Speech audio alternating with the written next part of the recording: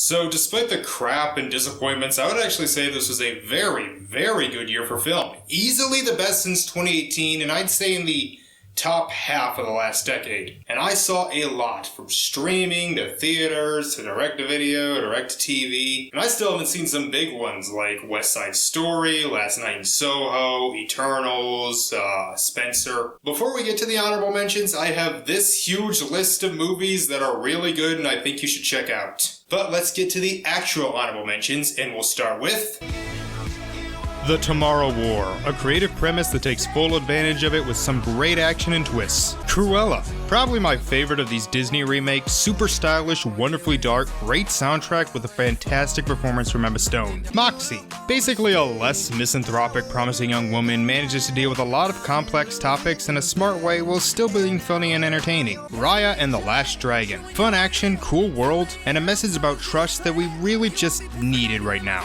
Vivo, great songs, lovable characters, and a nice simple story that left me with a huge smile on my face. Shang-Chi and the Legend of the Ten Rings, great action, great lead, and a very interesting villain that leads to a lot of good family drama. In the Heights, a fun, upbeat joy that cheered me up at a particularly low point.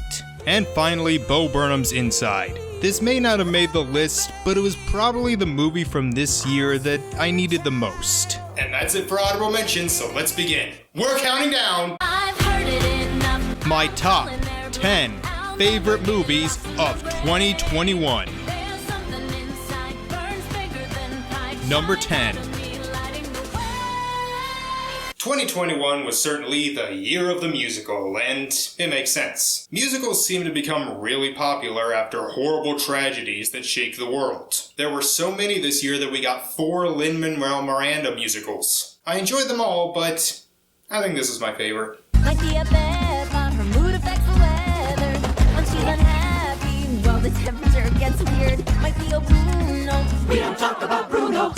I don't know why the world didn't want me to see this. I wanted to see it Thanksgiving, but then my car started making the bad sounds again, and that basically put it off for a couple weeks. Then I actually went to the theater and my card was declined, which nearly gave me a heart attack, because I thought my bank account was in the red, but no, I still had plenty left. So eventually I finally saw it, and it was great. My personal favorite musical from this year, again with the note that I haven't seen West Side Story yet. This movie is just fun. Much like other Lin-Manuel Miranda movies from this year, it just has a sweet, easy to watch atmosphere to it. It's quick, funny, and all the songs are catchy and made it really hard not to start dancing in my seat. As much as I liked In the Heights and Vivo and even Tick Tick Boom, I kind of forgot a lot of the songs once the movie is over, but I was still humming some of these weeks after seeing it. But for me, what puts this in the top 10 were the characters. I just love this family, and I love what they do with the idea of the gifts. Each family member has a superpower, and while I don't want to get into spoilers, let's say it leads to discussions on how the image created from these powers can in fact be a curse to the person who has them. And while I kind of guessed how Maribel's lack of gift would impact the story, it doesn't make it any less impactful. There's great themes and messages in here, and this plus Zootopia makes me really excited for whatever Byron Howard and Jared Bush do in the future. The animation is gorgeous, and I love that the house is a character itself. Probably one of the best in the movie. And that's really all I have to say. This is just a sweet, likable movie that made me laugh, smile, and bob my head to all the songs. In a year filled with upbeat musicals to distract from the horrors that we've been experiencing the last couple years, this is the one that made me the happiest.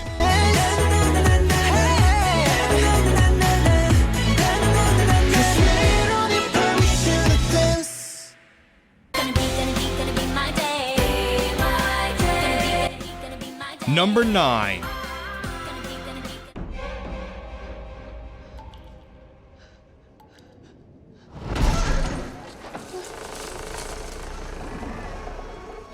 This movie is bananas, and because of that, I really don't want this to go on for too long because going into even some smaller details might lead to spoilers. I'll say that if you do go in expecting a super terrifying horror film, you won't really get that. I expected that too, coming from the director of the first 2 Conjuring movies and Insidious, but this is more like a campy thriller. There are some creepy moments, the parts where Madison is having her out-of-body visions are very unsettling, but for the most part this movie is just fun. I liked finding out more with these characters. I wanted to know what was happening just as much as they were. It kind of reminded me of The Ring. Annabelle Wallis is absolutely amazing in this, right up there with Elizabeth Moss in The Invisible Man. The makeup and special effects are great, the score is great, and I just really like these characters. I was liking the movie quite a bit for the most part, but I wouldn't have put it in my top 10. Then we got the twist. When we find out what's causing all this movie goes fucking insane, and I was having a goddamn blast, eagerly anticipating whatever was coming next. And I think that's all I'll say about it, because I want you to watch this as blind as possible. If you haven't seen it yet, check it out. I guarantee you will not see what's coming.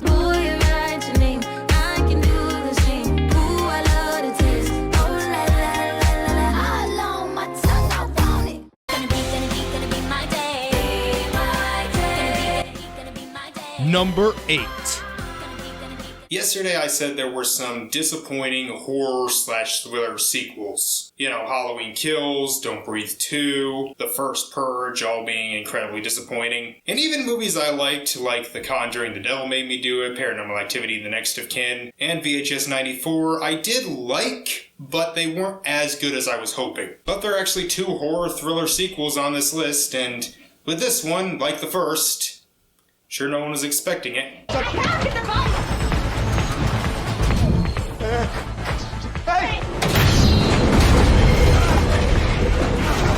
I love The First Escape Room, one of the most surprising and most underrated movies of the 2010s decade. This sequel got a theatrical release at a rough time for me, right when I had some rough car problems, and thus I didn't get to see it until it came out on digital, which we'll get to in a minute. Tournament of Champions basically gives me everything I loved in the first film, mainly the puzzles. The puzzles are goddamn insane, but just believable enough. Barely. Like, if they had gone just one step further, I would never believe anyone could solve them, but they keep them just grounded enough. And I love them. They are so creative and fun. Even if you don't like these movies, you at least have to give them credit for the creativity. It does start a bit slow, but once we get into the tournament, it never lets up. I was consistently on the edge of my seat, and once again, I like these characters. Zoe and Ben are back, and I like their relationship. I like Brianna the influencer and Rachel who can't feel pain. They're likable, and I want them to get out of this. And yeah, that's all I would have to say. It basically takes everything I like in the original, builds on them, and gives me more of what I liked. I would end it right here, but I have to acknowledge one thing. I saw the extended version.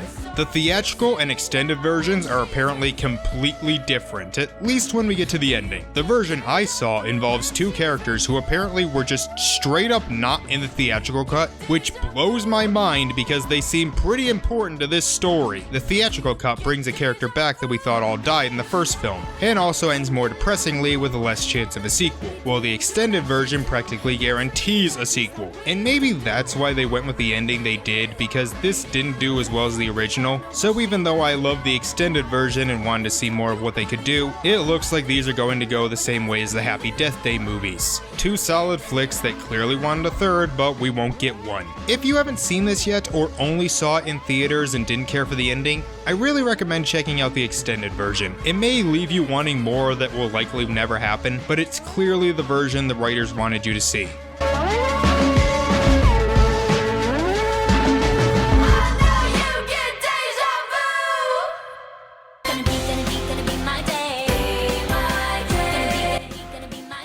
Number 7. So what did I say last year? Has there ever been a bad time loop movie? Yeah, still haven't found one. Hi, Roy. So do I do a Butch and Sundance Blaze of Glory bit here? Nah. Never say die. All night, come on, dance with me. I'm levitating. Gonna be my day. Number 6.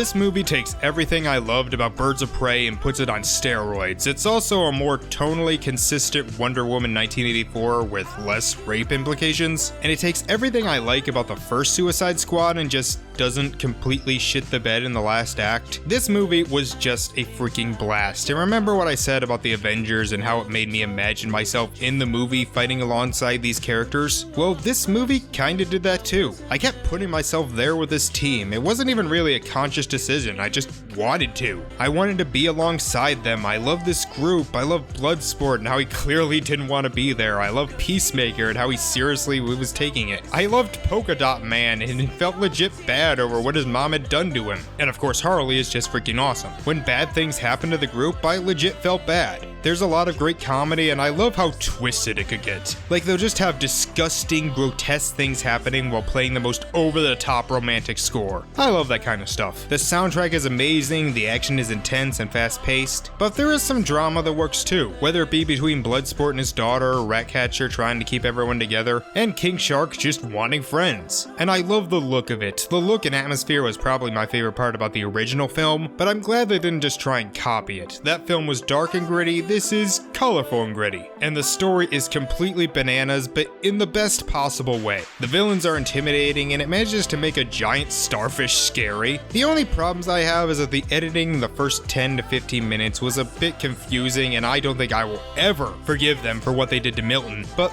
The Suicide Squad can now take its place as my favorite movie of the DCEU. I said last year Birds of Prey was my favorite, and I would love to say that whatever they come out with next year overtakes this.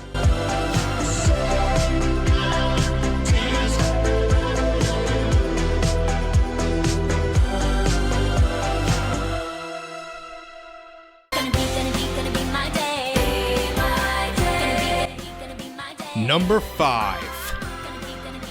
You live up here? Yeah, me and my dad. He's not even here a whole lot, so I pretty much just do whatever I want. Isn't it dangerous? Yeah, it's the best. Everything good is above the surface. This movie is just likable. I don't think any other movie on this list just made me so happy. By the time the credits were rolling, I just had a big goofy grin on my face. That is how freaking likable this movie is. The friendship between the three leads is believable and feels genuine. Luca and Alberto's longing to see the world takes me right back to being a kid and wanting to get out of my town and go into bigger and better things. It leads to a lot of laughs since they don't understand how the world works, like how they repeat adult words even though they have no idea what they mean. And their connection is so sweet and how strong it is. Best bisexual movie ever made. Okay, it probably was just supposed to be about a strong friendship, that's what the director said, but you can easily see it that way. Alberto being jealous once Luca starts hanging out so much with Julia, and the strong bond the two share over science and education. I love the bond that forms between Alberto and Julia's dad, and yes, that short they did was adorable too. I love the stuff with Luca's parents. This is a movie made up of connections that I loved watching. None I was bored with or wanted to skip over. Even the villain was entertaining and how over the top he was with his two henchmen. The animation is gorgeous, the underwater shots, the transformations. We don't get to see much outside of this small town and yet it feels so big. And the style is different from most other Pixar movies. And I love how low-key it is. We just had a Pixar movie that was literally about the meaning of life and it was fantastic. But afterward, I just kinda wanna watch a movie about 3 kids entering a race. The voice acting is great. I hope Jacob Tremblay continues on his winning streak. But I was really surprised by Jack Dylan Grazer as Alberto. He was phenomenally good. It's funny, I freaking love that cat. It's suspenseful. Despite its very simple premise, the message is great and manages to basically be The Little Mermaid done much better. Look, I don't hate that movie, but everything this film does seems like it was actively trying to avoid my problems with that. The only flaw was like the first 5 to 10 minutes felt a little off. The pacing was weird, it was cliche, and just made me feel like I wasn't gonna like it. But once they get to the surface, it's great. I know it got great reviews and seems to have done well in viewership, but I actually think it's kind of underrated. Many wouldn't put this as one of Pixar's best, but in my opinion, it's in the top 10. I love this one.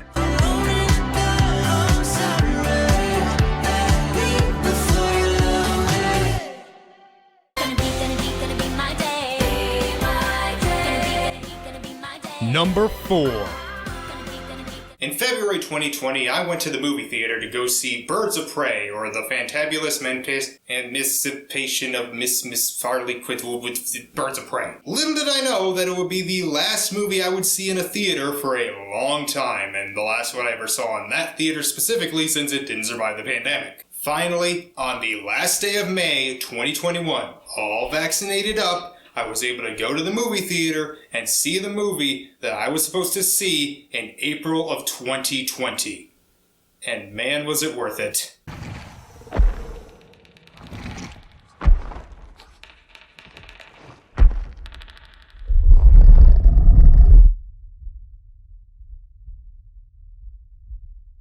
I like to consider both these movies as examples of, and this may sound harsh, but hear me out, a beginner's guide to filmmaking. By that I mean they're both simple and neither do anything particularly new in terms of story, direction, or anything like that, but they are both so expertly crafted that they manage to make you overlook any flaws and keep you on the edge of your seat even though it's mostly following the same formula. There's not much about this movie that's new from the first one. It's still about the family keeping quiet while trying to survive. But through the whole film, I was constantly engaged. There were no dull moments. The opening is one of the best scenes I have seen in a movie theater in a long time, and not just because they were closed. The last time I remember shaking that much was Split back in early 2017. Every plot point is perfectly set up so that when they start paying off, you don't need dialogue to tell you what's happening. There's a safe that latches from the outside, but they keep it open with a towel so they can talk inside and get out before they run out of air, and you know eventually that'll come up, but you're not sure when. This is what I like to call an oh fuck movie, where bad shit just keeps happening, and every time you think they can take a breath because they got away, something else happens. And just like the first, the silence makes the film that much creepier. I managed to luck out seeing both these films with audiences who weren't idiots, because having long stretches of no sound, fearing when a noise will happen, makes this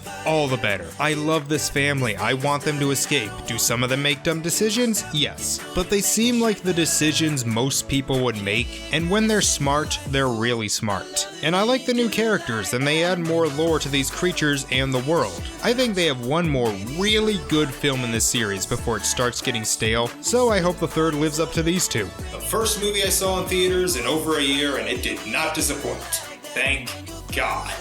Give me the sugar. Oh, baby, you wanna dance till the sunlight cracks. When they say the party's over, then we'll bring it right back. Gonna be my day, my day. Gonna be my day. Number 3. Hulu has some great original movies, don't they? I remember reading that true identity, and not just identity.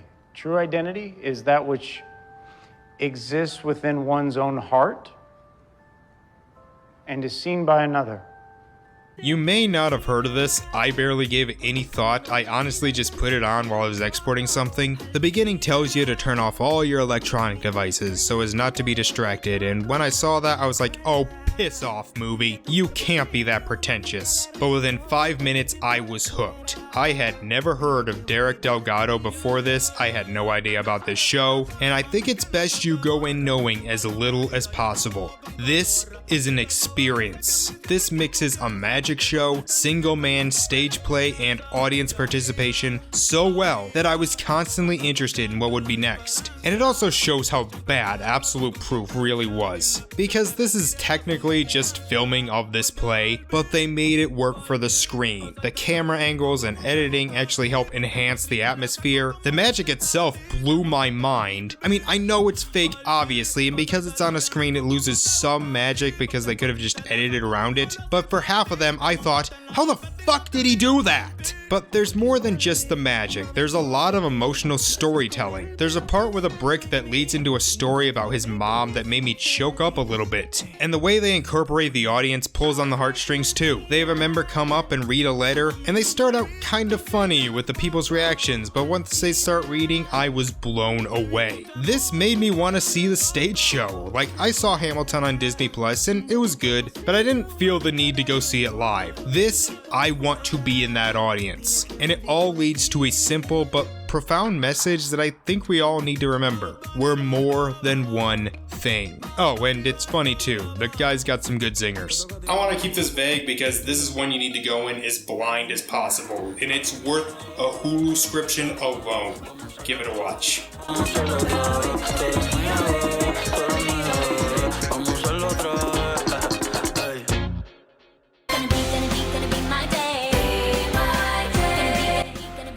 Number 2.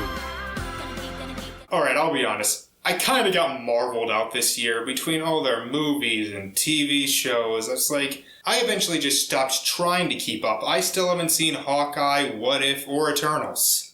But I did see this. Give me the box.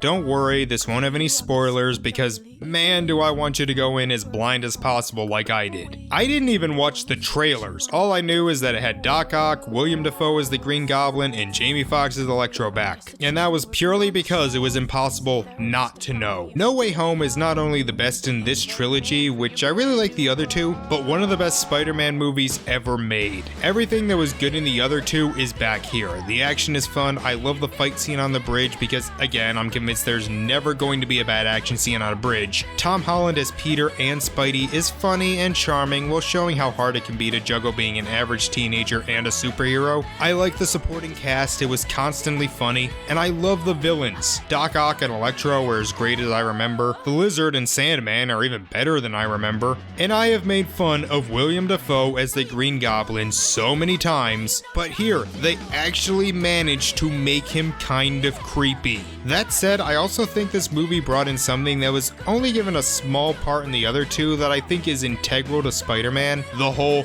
with great power comes great responsibility thing. The second films in the other two series are my favorites because they actually showed how hard it could be to be a superhero and the consequences for their decisions. And here, Peter does have to make choices, sometimes for very good reasons, but even a good reason could lead to disastrous effects. He made choices and he has to live with them. This was also one of the best theater experiences I have ever had. I originally was going to see this Friday at 11 o'clock in the morning, but for some reason my body decided to wake me up at 5, so I went to a 6 p.m. showing on Thursday night, the first time it would be showing at this theater, and it was a blast. The audience cheered at exactly the right moments, laughed at the right moments, and made the experience better. At a time when it seems almost pointless going to a movie theater, this reminded me why I still love them. It's not flawless, it does take a while to get going, and there's some tonal issues. I mean, the big crowd cheering moment comes right after a really big emotional scene, and there's no getting over the fact that they can literally have fixed every problem with just a push of a button, but No Way Home just made me forget about all my stress and anxiety for 2.5 hours and made me remember why I love movies. For you, I guess you moved on really easily. Gonna be my day. Gonna be my day. Number 1. This was a great year for animation. Not just movies, just in general. A great year for animation. And like last year, since my worst movie of the year was a Netflix movie, guess it makes sense that my best is a Netflix movie as well. Oh no. Give us the laptop. Give us the laptop. Give us the laptop. Give us the laptop. This movie is perfect, or at least one of the most perfect films I've ever seen. By that, I don't mean one of the best films ever made, I mean in what this movie set out to do. It does it as close to perfect as we non-perfect beings called humans could get. It wants to be a funny family action movie, and it's one of the best examples on how to do that. For one, I love this family, and the thing is, they should annoy me. They start out seeming like stereotypes: the dorky dad who always embarrasses his kids, the quirky son, the mom who's jealous of her perfect neighbor, believers, but the more the movie went on, the more I grew to love them. I love the relationship between Katie and Rick. I love how far Linda will go to protect her kids, and Aaron is genuinely charming. The story arc this family goes through was sweet and adorable, and by the end, I damn near cried because it was so emotionally impactful. The action is fantastic. Not only are they wonderfully directed, but they are intense. I was scared. I actually got really scared that they would die. And the animation just looks so unique. I love how CG films are finally realizing they don't have to look like Disney and Pixar. The story is well written with a great bad guy, and I love that it doesn't just say technology is bad. So many of these kind of stories do that. This is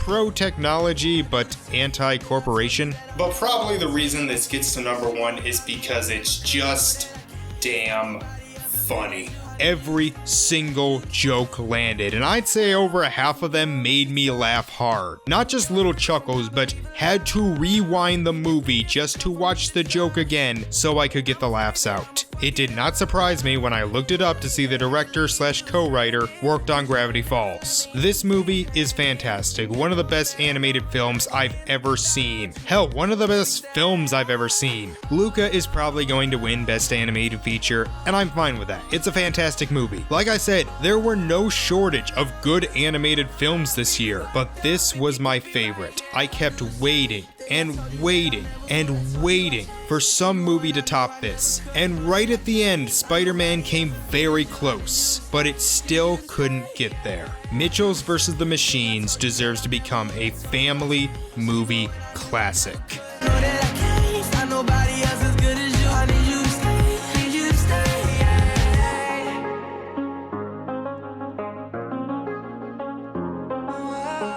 And that's it.